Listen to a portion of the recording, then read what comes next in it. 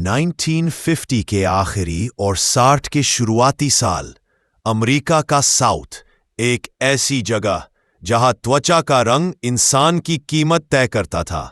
शहर की चमक अलग, अंधेरा अलग, सफेद परिवारों की बड़ी हवेलियां और उन्हीं घरों के पीछे काले घरेलू कामगारों की टूटी हुई जिंदगियां। लेकिन इस खामोशी के बीच 3 महिलाएं, एक सफेद लड़की और 2 काली कामगार एक ऐसी किताब लिखने वाली थीं जो पूरे शहर की नींद उड़ा देती। आज हम उसी कहानी में उतरेंगे, द हेल्प, एक ऐसी सच्चाई जो जितनी दर्दनाक है उतनी जरूरी भी। ये कहानी है स्कीटर, एबेलीन और मिनी की।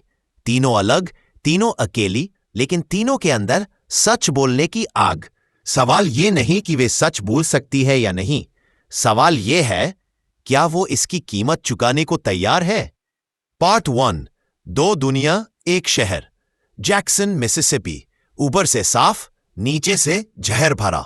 यही रहती है एबेलीन क्लार्क, शांत, सुलझी हुई लेकिन टूट चुकी अंदर से। 18 बच्चों की परवरिश कर चुकी, लेकिन खुद का बच्चा एक हादसे में खो दिया। अब वो एलिजाबेथ लीफोल्ट के घर काम करती है। बर्तन, खाना, सफाई सब वही करती है। और एक छोटी सी बच्ची मे मॉबली को मां से ज्यादा वही प्यार देती है। हर रोज एबेलीन उसी बच्ची से कहती है, you is kind, you is smart, you is important. यानी तुम दयालु हो, बुद्धिमान हो और बहुत खास हो। लेकिन दिल में वो जानती है उसे खुद कभी खास महसूस होने का हक नहीं दिया गया। इसी शहर में लौटती है कॉलेज से यूजीनिया स्कीटर फेलिन। उसके सपने बड़े हैं, लेखिका बनना चाहती है। लेकिन घर आते ही उसकी प्यारी नैनी कॉन्स्टेंटीन गायब है। कोई बताता ही नहीं क्यों गई, कहाँ गई। यहीं से स्कीटर के मन में पहला बड़ा सवाल उठता है, क्या घरेलू कामगारों के साथ इतना बुरा व्यवहार होता है कि उन्हें आवाज उठाने का भी हक नहीं। ये सवाल सब कुछ बदलने वाला था। स्कीटर तय करती है वो घरेलू कामगारों की असली जिंदगी पर एक किताब लिखेगी। लेकिन ये मिसिसिपी है, यहां सच बोलना कभी कभी मौत बुलाने जैसा होता है। जब स्कीटर पहली बार आइबीलीन से पूछती है, क्या तुम अपनी कहानी बताओगी, आइबीलीन का चेहरा डर से जम जाता है। सिर्फ नौकरी नहीं, जान का खतरा है। लेकिन फिर उसे अपने बेटे की मौत और रोज का अपमान याद आता है। धीरे से कहती है, हाँ मैं बोलूंगी। और बस यहीं से एक खामोश क्रांति शुरू होती है। रात को बंद कमरों में स्कीटर टाइप करती है, आइबीलीन अपने घाव खोलती है। अब आती है मिनी जैक्सन, तेज दिमाग, तेज हाथ और तेज जुबान, काम में बेस्ट। लेकिन उसका गुस्सा हर बार उसे नई मुसीबत देता है। सबसे ज्यादा नफरत हिली होलब्रुक को है उससे, शहर की सबसे चालाक, सबसे घमंडी महिला। हिली मिनी को नौकरी से निकलवाती है और पूरा शहर उसके खिलाफ कर देती है। लेकिन मिनी हारने वालों में नहीं।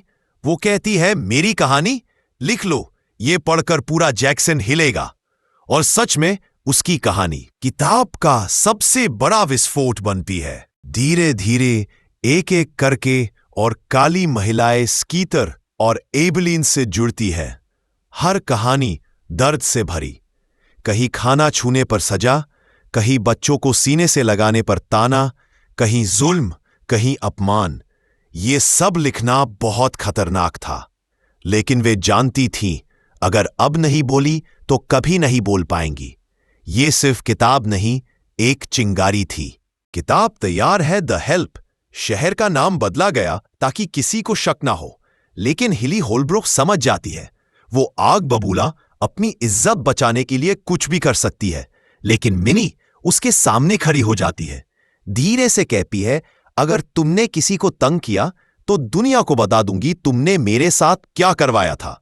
हिली की सांसें अटक जाती हैं क्योंकि मिनी की कहानी उसकी बर्बादी की चाबी थी। किताब आते ही पूरा देश हिल जाता है। लोग रोते हैं, शर्मिंदा होते हैं और सोचते हैं, क्या सच में ऐसा सलूक किया जाता है।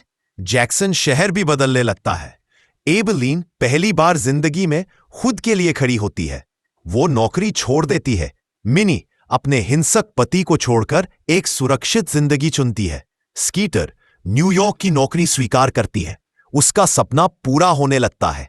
तीनों महिलाएं एक दूसरे को देखती है और महसूस करती है परिवर्तन हमेशा एक छोटी सी हिम्मत से शुरू होता है। द हेल्प सिर्फ एक किताब नहीं, ये उन आवाजों की जीत है जिन्हें हमेशा दबाया गया। एबेलीन की आखिरी लाइन दिल छू जाती है। मैंने अपनी पूरी जिंदगी दूसरों के बच्चों को प्यार करना सिखाया, अब शायद वक्त है मैं खुद से भी प्यार करना सीखूं। और यही है इस कहानी का सार।